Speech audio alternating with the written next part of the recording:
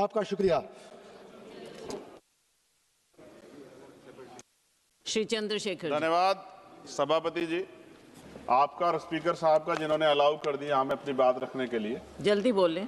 सभापति जी, मैं आज की अपनी बात की शुरुआत किसान आंदोलन में शहीद हुए सभी किसानों को नमन करते हुए और अपनी जो स्पीच है उनको समर्पित करते हुए रखूंगा। सभापति जी, जब हम इस सदन में एसी में बैठ के बजट के आंकड़ों पर चर्चा कर रहे हैं तो हमें याद रखना चाहिए जिसके लिए चर्चा कर रहे हैं वो किसान पसीना बहा रहा है, उसका वो संघर्ष कर रहा है, उसका परिवार संघर्ष कर रहा है।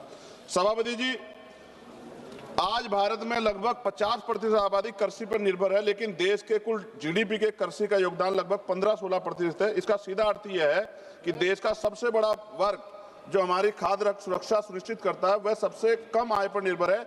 ये केवल एक आर्थिक असंतुलन नहीं बल्कि सामाजिक न्याय का भी बड़ा प्रश्न है। तो मैं, क्योंकि समय कम है, गंभीरता से विषय पे बात रखनी है, मैं मंत्री जी से पूछना चाहता हूं कि जो कृषि का बजट है इस बार लगभग 1.5 लाख करोड़, पहली नजर में तो बड़ा दिख रहा है, लेकिन जो जमीनी जरूरतें अगर उनको देखते हैं तो ये तो बहुत कम दिखाई देता है। महंगाई लगातार बढ़ रही है।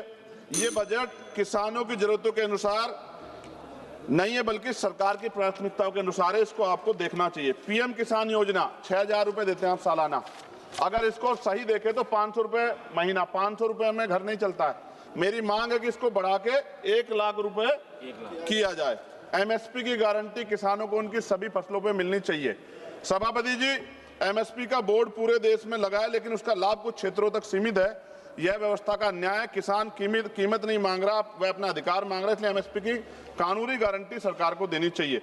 मंत्री जी जब उत्तर देंगे तो बताएं देश के कितने प्रतिशत किसानों को उनकी फसल का घोषित एमएसपी वास्तव में मिल रहा है, और विशेष रूप से नगीना के किसानों के लिए भी बताएं। मैं 3 मिनट में खत्म करूंगा, 3 मिनट प्लस नहीं जाऊंगा।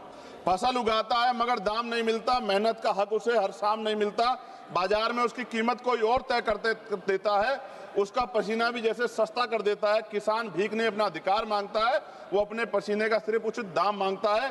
फसल बीमा योजना पे भी सरकार ध्यान दे। किसान आत्महत्या कर रहा है इतने बड़े पैमाने पे, मैं मानता हूं अगर किसानों को निराश होकर आत्महत्या करनी पड़े तो सरकार को जिम्मेदारी उठानी चाहिए।